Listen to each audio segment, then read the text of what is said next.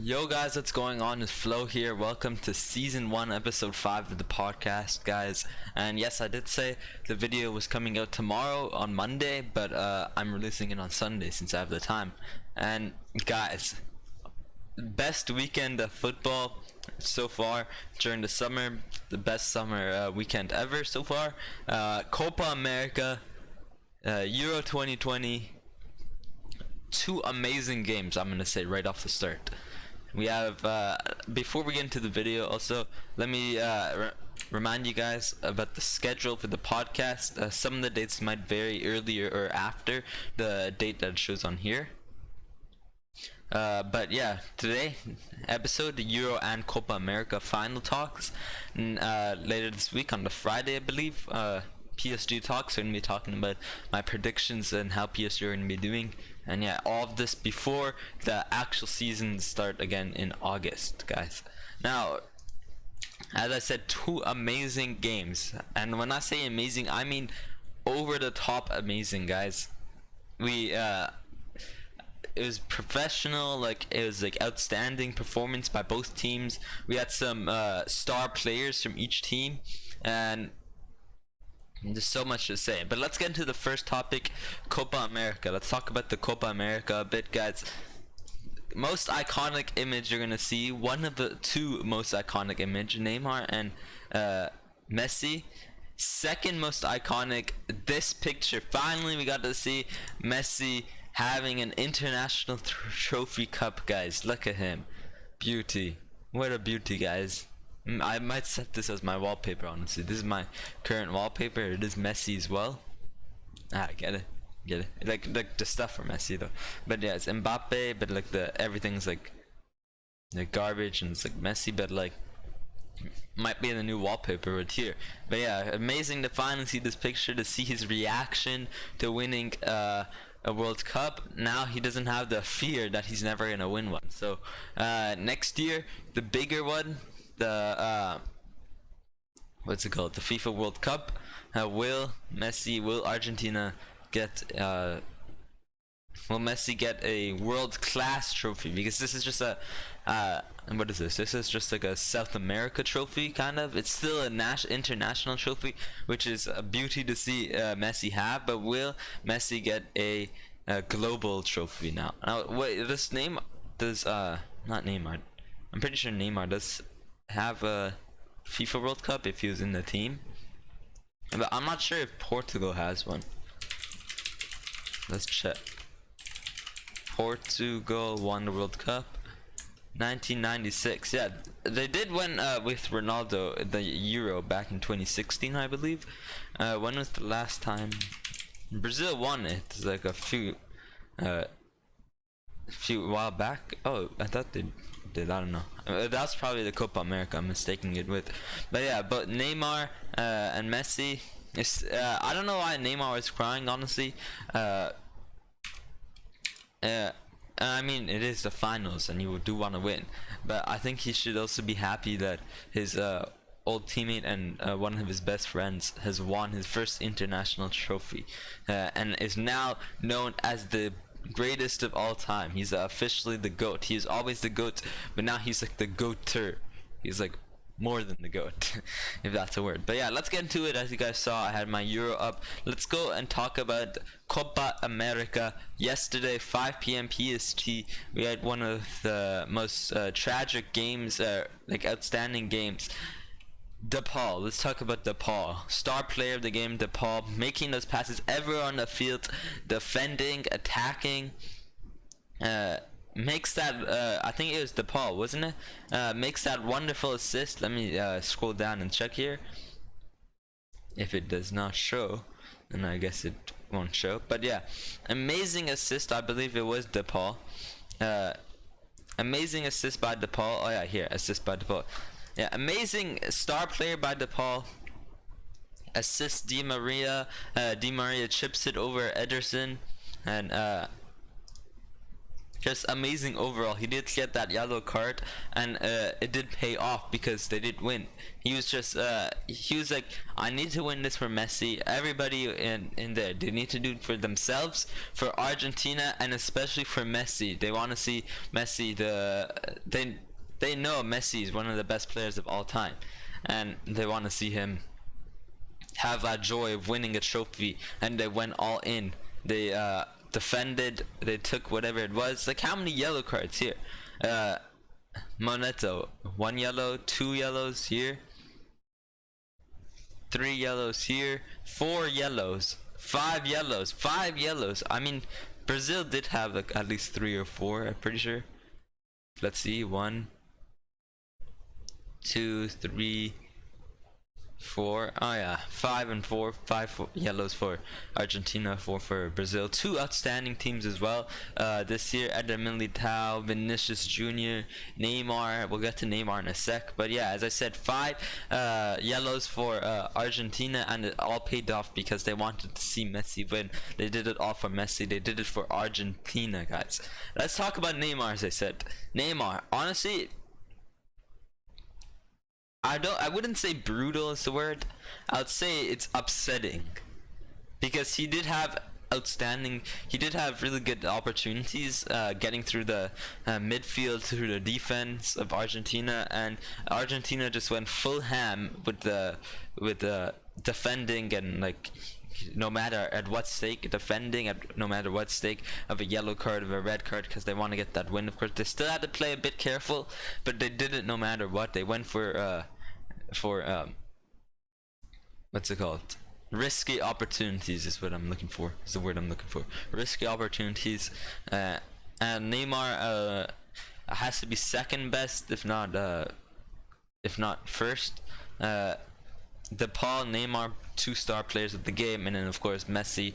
Messi, he did have that opportunity as well, and then he kind of tripped his one-on-one with Ederson, with the goalkeeper, Brazilian goalkeeper, and it was a one-on-one, and he did trip, which was quite unfortunate. But to see the fact that he had those opportunities was still amazing, and it's still good to see him. Look at him carrying that trophy here.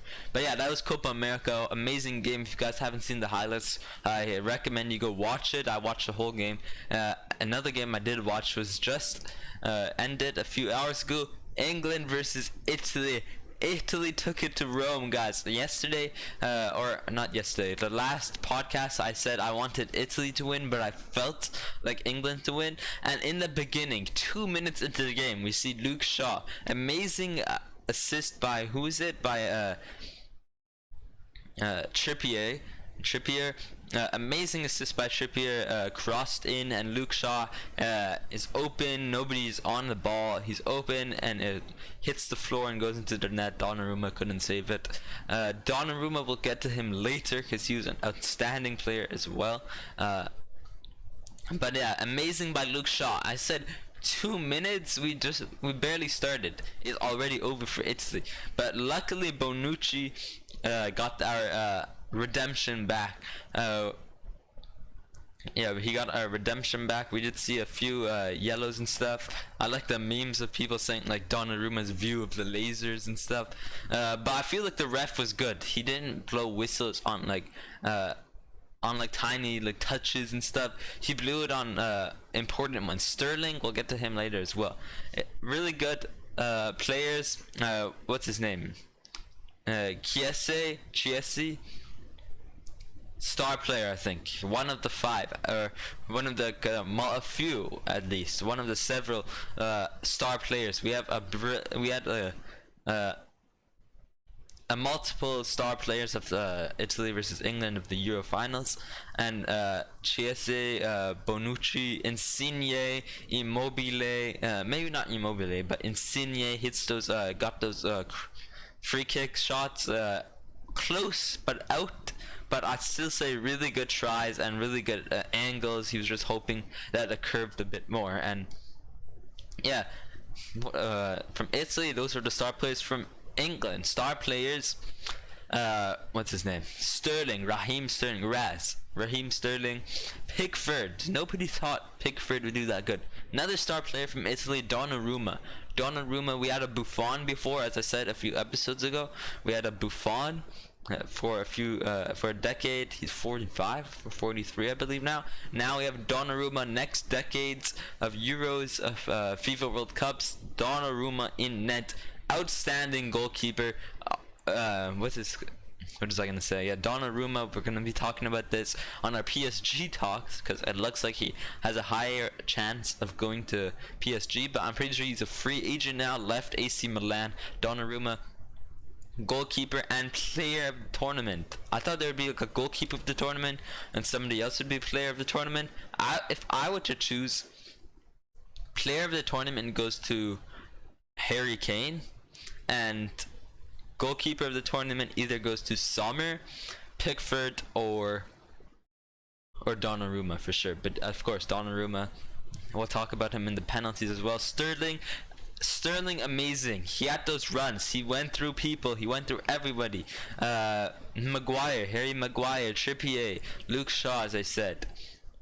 I'm missing a person, but everybody on England did really good as well. Sterling, he did have some opportunities that it could have been yellow, could have been a free kick, it could have been even a penalty. But yeah, of course, people making more memes of Sterling, like, oh, Sterling's practicing his dives for like a penalty or something, which is hilarious, guys. But yeah, shots on target. Look at the difference here. 2 shots, one of them being Luke Shaw's goals, and then one here.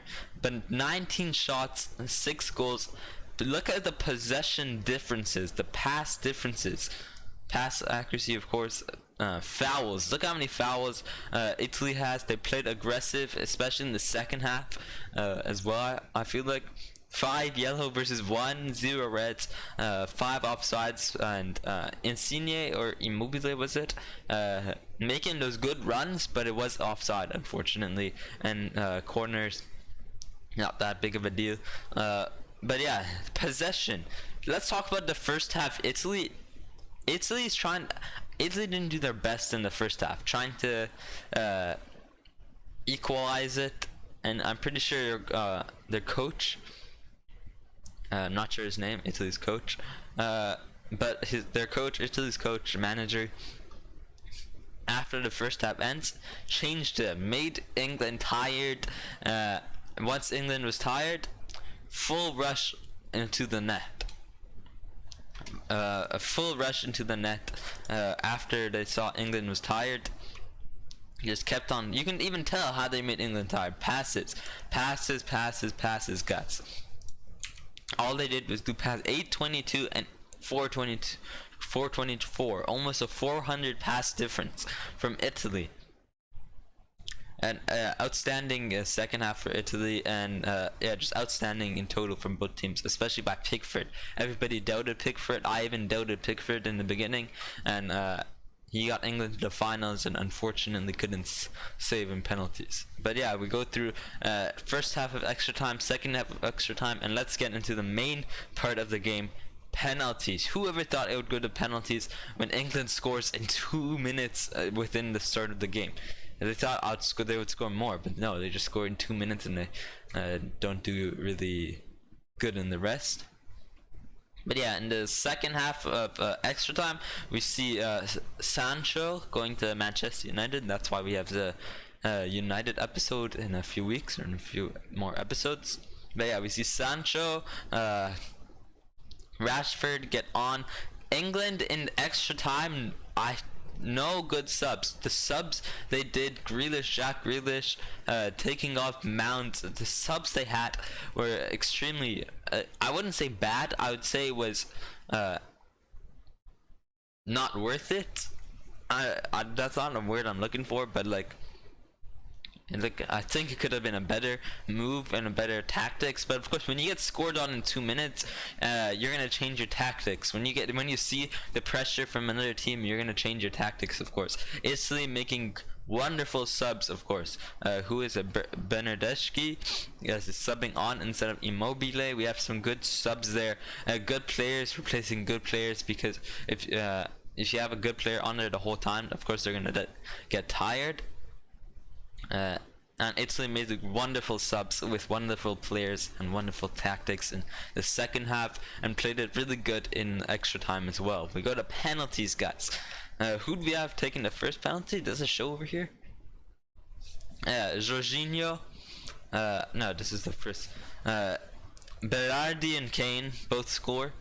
This is where I got scared. Belotti misses, but he didn't miss. It's Pickford saving. Who would expect Pickford, guys? And what team does Pickford play for? What team does Pickford play for? Pretty sure he plays for Leeds, Everton. He's gonna be like way more. He's gonna be worth way more now. Definitely worth way more. If Euro 7 matches, yeah, he's gonna be worth way more. But even in FIFA's ratings gonna go way higher. He's gonna get like a special card or something. But yeah, he could have then like made history there for England. 52 or no 55. I think it's 56 years now that England hasn't won. Because I think the last one they won was 66. Last time England won the Euros, 2012. So why are they like, why are they like so mad and stuff?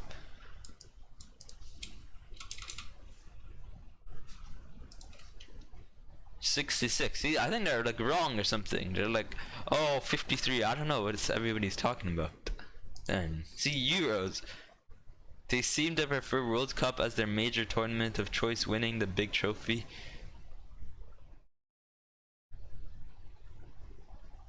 When they lost 4-0 to Spain.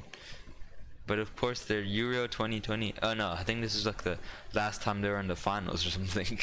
Imagine only getting to the finals like 8 years later. I'm joking. Props to good shout out to England fans, you did really good.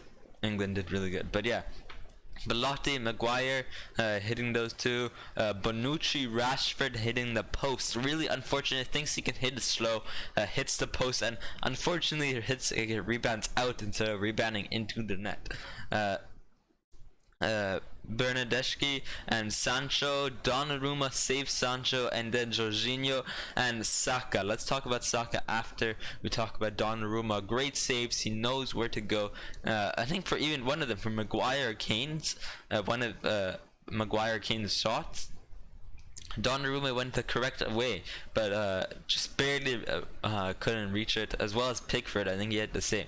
But let's talk about Saka as well. Saka, you're gonna put a 19-year-old last penalty if you miss is over in that much under pressure when you haven't won the Euros for 50 plus years. You're gonna put a 19-year-old making that last penalty. At one time I was happy that Italy won, but at the same time I was sad that I put a 19-year-old take a penalty that could have made history, and that was kind of unfortunate for Saka. It was really unfortunate, but he deserves it. He not deserves like the miss and stuff. He deserves everything that he's done in football. He's 19-year-old, one of the best England players, youth players as well, and is already one of the biggest teams. Him and Foden, a lot of England's team players are young, and that's really good and bright for the future of England. But yeah, really good game. 3-2 in penalties, and outside my neighborhood we had like not billions, like a few people, a lot of people just like honk their cars, but they go woo, and I even did that. I opened my window and like, woo, Italy, and voice crack. But yeah, woo, Italy, yes, like that. And yeah, Saka, Sancho, Rashford missing their shots, and unfortunately, really sad for Saka at 19 years old. But I think even Mbappe, 22 years old, missed that important penalty as well. So both of them need to understand that it's actually better for them because they learn that even if you miss it, it doesn't change the fact that you're still yourself and you're still one of the best players in the world. And like you got there, you did the hard work to get to where they're at right now. But yeah, two amazing games, Copa America, Euro 2020. That's gonna be the end of the video, guys. If you enjoyed that video, hit that like button. Hit that subscribe button and that bell if you don't have it already. If you haven't already, and yeah, this Friday or this Thursday, Friday or Saturday, probably most likely Friday. Episode 6 of season 1, we're gonna be talking about PSG, talking about the how I think they're gonna their formation, the players they're gonna sign, and it's gonna be extremely good, especially since I'm a PSG fan. I'll remember to wear my Mbappe jersey for the video, for the next episode. But yeah, I guess I'll see you guys next time. Hope you had a great weekend, a good football weekend, Copa America and Euros, and yeah, I guess I'll see you guys next time. Peace.